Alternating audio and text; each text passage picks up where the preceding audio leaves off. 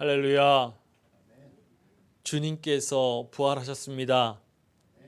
삶의 자리에서 부활의 이 기쁜 소식에 감사하며 하나님께 예배드리는 모든 믿음의 심령 위에 부활하신 우리 주 예수 그리스도의 생명과 사랑이 함께하기를 축복합니다.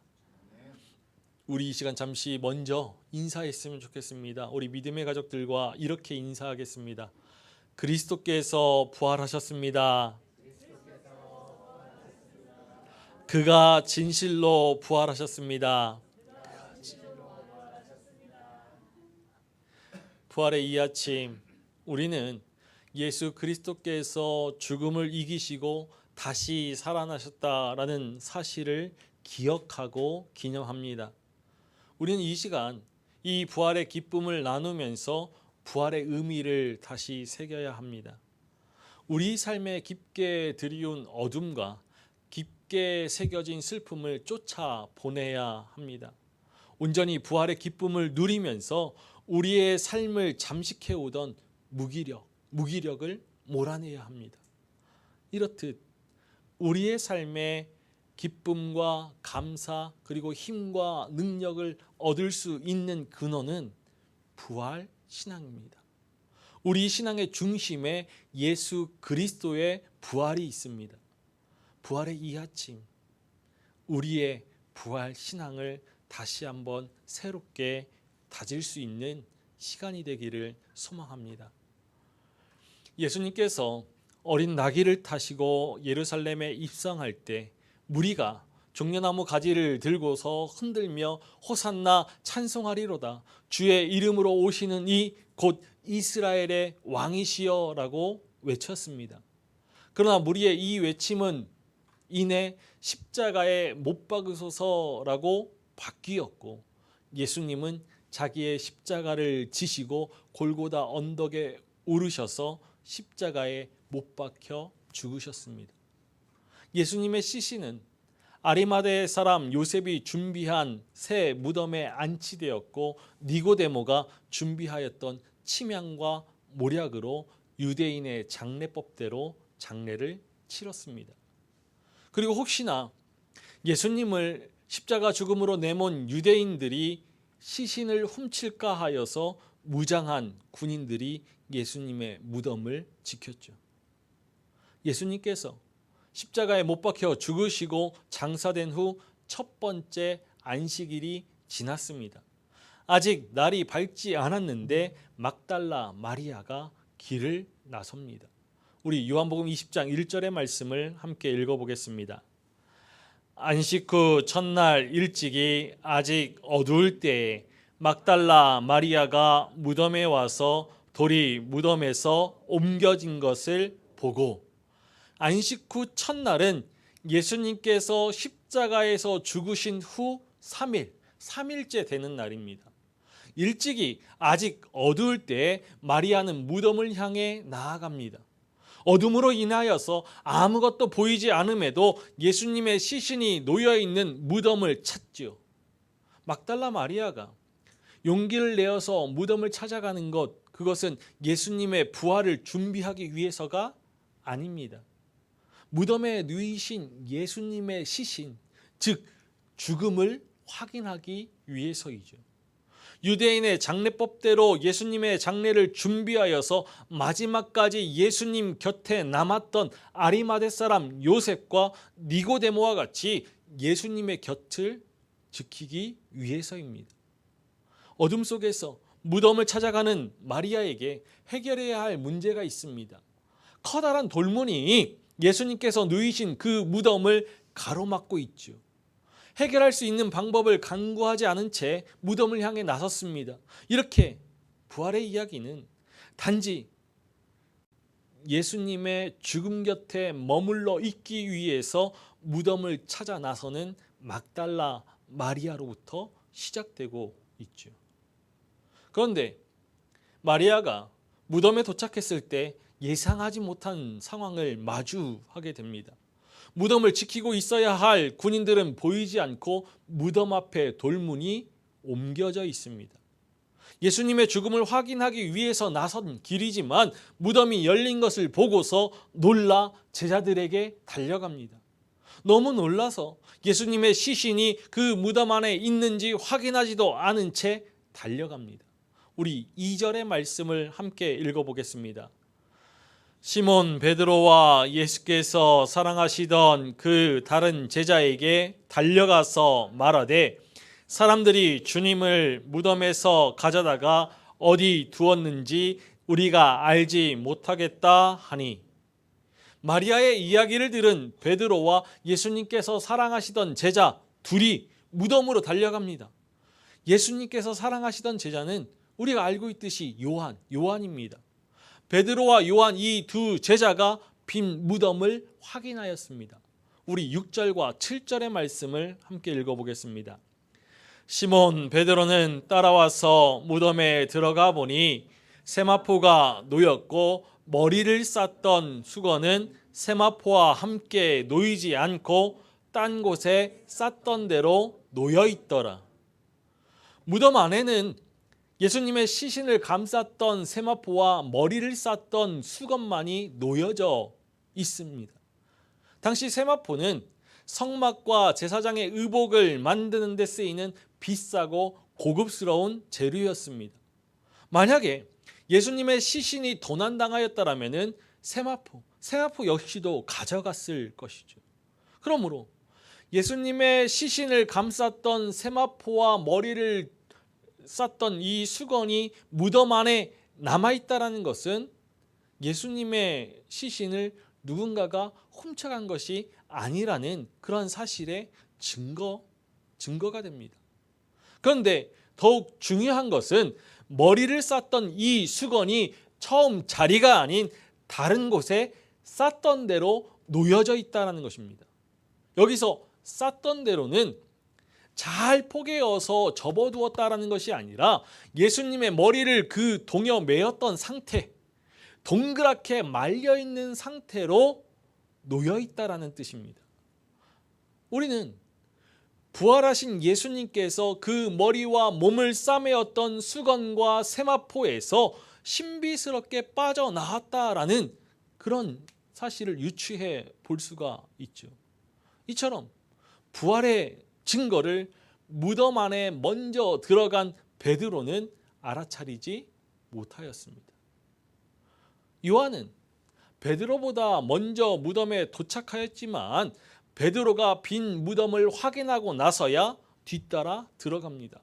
우리 8절의 말씀을 읽어보겠습니다. 그때야 무덤에 먼저 갔던 그 다른 제자도 들어가 보고 믿더라. 그때야 요한도 빈 무덤에 놓여진 세마포와 머리를 감쌌던 그 수건을 직접 두 눈으로 보고서 믿었습니다. 믿더라. 이 말씀은 예수님의 부활을 믿었다라는 뜻이 아닙니다. 예수님께서 사랑하시던 제자가 믿은 것은 예수님의 시신이 사라졌다라는 것을 믿은 것이죠. 요한복음의 말씀은 굳이 여기에서 믿음이라는 표현을 사용합니다. 제자들이 믿은 것은 예수님의 죽음입니다.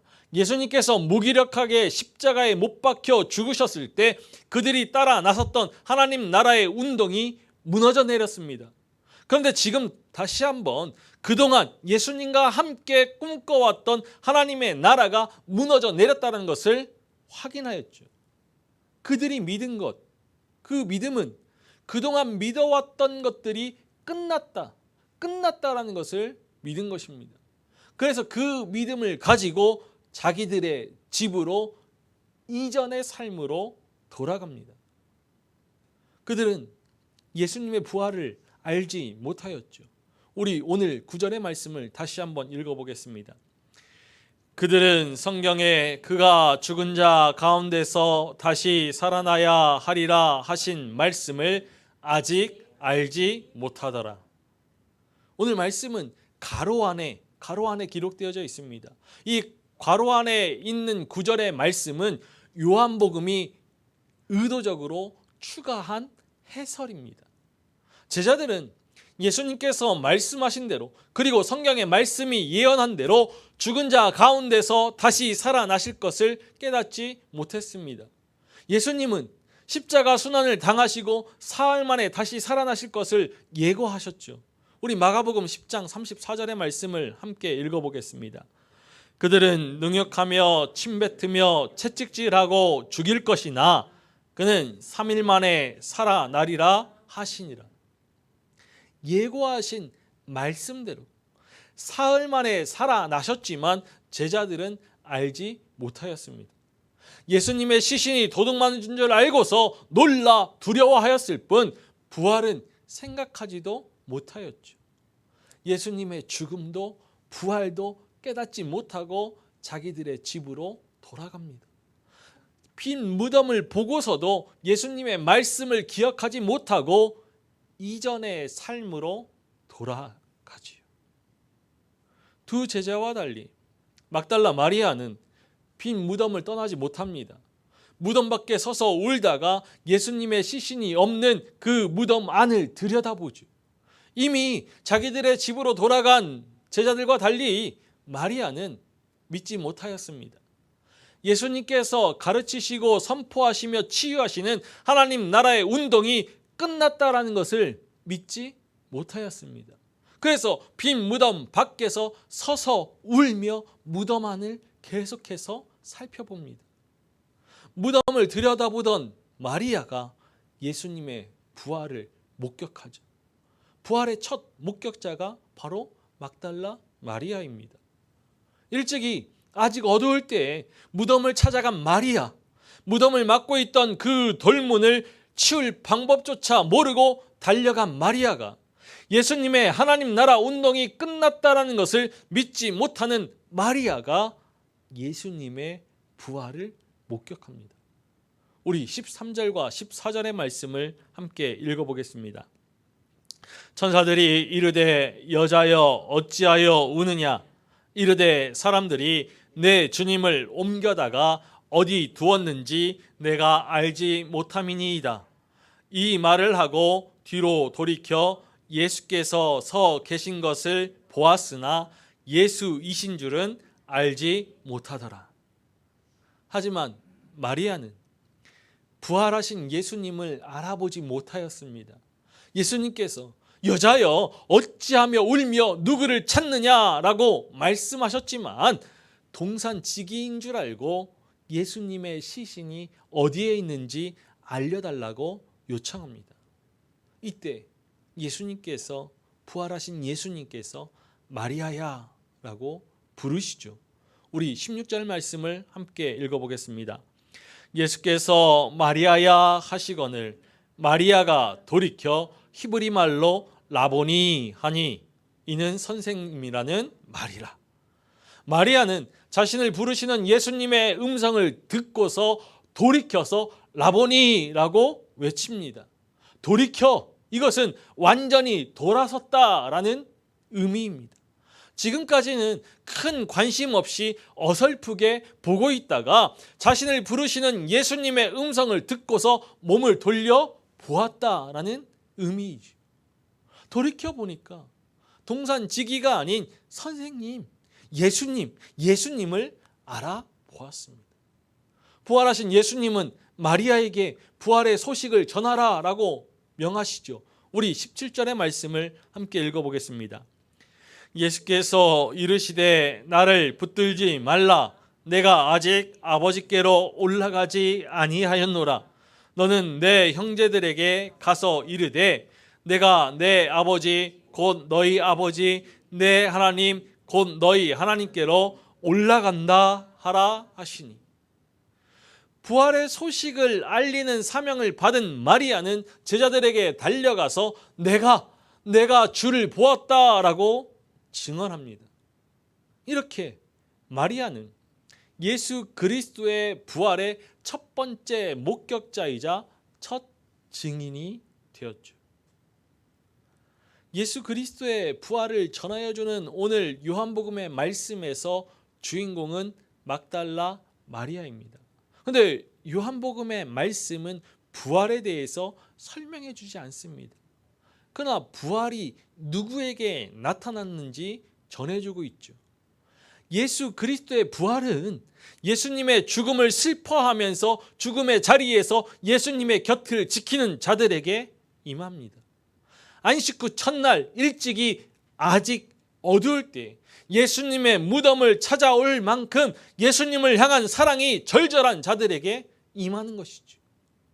그러므로 우리가 지난 시간에 보았듯이 예수의 죽음을 짊어지고 사는 자들에게 예수의 부활 생명이 나타납니다. 우리 고린도후서 4장 10절의 말씀을 함께 읽어보겠습니다. 우리가 항상 예수의 죽음을 몸에 짊어짐은 예수의 생명이 또한 우리 몸에 나타나게 하려 함이라. 예수의 죽음을 짊어지고 예수의 생명이 나타나는 부활의 삶을 살아갈 때 두려움이 변하여서 기쁨이 되고 절망이 변하여서 소망이 되는 은혜를 누릴 수 있습니다.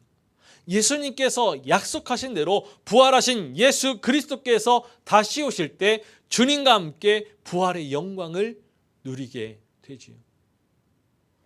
그런데 오늘 이 요한복음은 부활의 소식을 전하여 주고 있는 다른 공간 복음서와는 다르게 부활의 현재성을 강조합니다. 1절의 말씀에서 사용된 동사 와서 또 보고 2절에서 사용된 달려 그리고 가서 이렇게 이 오늘 본문의 말씀에서 부활의 소식을 전하여 주는 그런 모든 동사들은 현재형으로 사용되어졌습니다. 공간 복음의 부활의 기사는 모두 과거형으로 되어 있지만 요한복음은 현재형입니다. 요한복음의 말씀이 부활의 소식을 현재형 동사로 전하여 주는 것, 이것은 부활의 현장에 있었던 예수님께서 사랑하시던 제자 요한이 직접 보고 들었던 예수 그리스도의 부활을 지금 생생하게 전하여 주기 위해서입니다. 그리고 예수 그리스도의 부활이 2000여 년 전 그 단 한 번의 사건이 아니라 부활의 신앙으로 지금 오늘을 살아가는 우리의 삶에서 언제나 현재형으로 나타나야 할 사건이기 때문이죠. 우리 주 예수 그리스도께서 죄와 사망의 권세를 깨뜨리시고 다시 살아나셨습니다. 생명의 주권자 되신 하나님께서 죽음을 멸하셨다라는 부활의 소식이 전하여졌습니다. 참 승리를 이루신 기쁨의 날이죠. 하나님께서 죽은 자 가운데서 그리스도 예수를 살리셨으니 죄와 사망의 권세는 영원히 무너졌습니다. 우리 안에 그리스도 예수의 부활을 통해 죽음을 멸하신 하나님의 승리가 시작되었습니다. 지금 오늘 우리의 삶에 이 부활의 기쁜 소식을 전하여 주신 하나님께 감사하면서 우리는 날마다 부활의 생명이 살아 역동하는 복된 삶을 살아가야 하죠. 예수 그리스도의 부활은 옛 제자들이나 오늘 우리나 믿기 힘든 사실입니다. 그러나 예수 그리스도의 부활은 우리가 믿든지 믿지 않든지 상관없이 변하지 않는 사실입니다. 이 부활은 설명하고 해석하고 증명하는 것이 아니라 선포해야 할 사실이죠. 제자들 가운데 예수님과 가장 친밀했던 베드로와 요한, 그리고 곁에서 가장 헌신적으로 섬겼던 막달라 마리아, 이 모두가 빈 무덤 앞에서 예수님께서 죽은 자 가운데서 다시 살아나리라 하셨던 이 부활의 약속을 기억하지 못하였습니다. 마리아는 부활하신 예수님께서 그 앞에 나타나셨음에도 한 번에 알아보지 못하였죠. 이렇듯 부활의 신앙을 가진다는 것 쉬운 일이 아닙니다. 그럼에도 불구하고 죽음을 이기시고 다시 사신 예수 그리스도는 직접 부활을 증거하시면서 그 제자들을 부활의 증인으로 세우셨죠. 그리스도의 부활을 증거하는 고린도전서 15장에서 바울은 부활을 사실 그대로 증언하였습니다. 그리스도 예수께서 우리 죄를 위하여 죽으셨고 장사 지낸 바 되셨다가 성경대로 사흘 만에 다시 살아나셨습니다. 부활하신 예수님께서 베드로에게, 12 제자에게, 500 형제에게 보이시고 또 야고보에게, 모든 사도에게, 그리고 바울에게 보이셨죠. 바울 자신을 포함한 증인들이 그리스도의 부활을 증거하니 많은 사람이 예수님의 부활을 직접 목격하지 못하였지만 부활의 사실을 믿었습니다. 예수 그리스도의 부활 이전에는 많은 사람이 예수님의 기적과 이적을 보고서 예수님을 믿고 따랐습니다. 그러나 예수님의 부활 이후에 많은 사람이 보지 않고 믿었죠. 지금 우리도 예수님의 부활을 직접 보지 않고 믿는 그리스도 예수의 사람들입니다. 예수님은 보지 못하고 믿는 자들은 복되도다라고 말씀하셨습니다. 우리가 예수님의 부활을 보지 않고 믿게 된 것은 바울과 같이 하나님의 은혜로 된 것이고 복된 일입니다. 예수님의 부활을 목격하지 않고도 하나님의 은혜로 믿게 된 것, 이것은 생명을 내어놓고 증언하는 부활의 증인들이 있었기 때문이죠. 예수 그리스도께서 부활하신 아침은 광명이 비춰오는 때가 아니었습니다. 그날 아침은 아직 어두웠습니다. 아직 어두울 때 이 말씀에서 어둠은 자연적인 그런 빛이 없어서 어두운 상태를 뜻합니다. 그런데 상징을 사용하는 요한복음의 신학을 생각해 본다면 이 어둠은 죄악으로 관연한 세상을 뜻하고 이 땅에 빛으로 오신 예수님을 영접하지 않은 세상의 상태를 뜻합니다. 요한복음은 아직 어두울 때라는 이 시간을 전해주면서 시간을 넘어선 의미를 말하고자 하는 것이죠. 어둠은 예수 그리스도의 부활의 신비가 아직 드러나지 않은 세상을 뜻합니다. 여전히 세상은 어둡기만 합니다. 죽은 자 가운데서 다시 살아나신 예수 그리스도와 그리스도를 통해 영원한 생명을 얻게 되는 복음을 알지 못하는 사람들이 많습니다. 그들의 삶은 부활의 소식이 임하기 전 안식 후 첫날에 어둠이 지속되는 삶인지도 모릅니다. 부활의 신앙으로 예수의 죽음을 짊어지고 예수의 생명으로 나타내는 우리가 아직 이 어둠 가운데 있는 그들에게 부활의 소식을 증거해야 합니다. 죽은 자 가운데서 다시 살아나사 잠자는 자들의 첫 열매가 되신 그리스도를 선포해야 합니다. 우리가 각자의 삶의 자리에서 그리고 하나님께서 세우신 이 땅에서 예수의 죽음을 짊어지고 예수의 생명을 나타내는 부활의 증인으로 살아갈 때 세상을 구원하시기 위한 그 아들을 보내어 주신 하나님의 사랑이 온 땅에 충만하게 될 것입니다. 사랑하는 믿음의 가족 여러분 모두가 오늘 약속하신 말씀대로 죽은 자 가운데서 다시 살아나신 그리스도 예수의 부활을 기뻐하면서 이 부활의 소식을 세상에 증거할 수 있는 부활의 증인이 되기를 주님의 이름으로 간절히 축원합니다.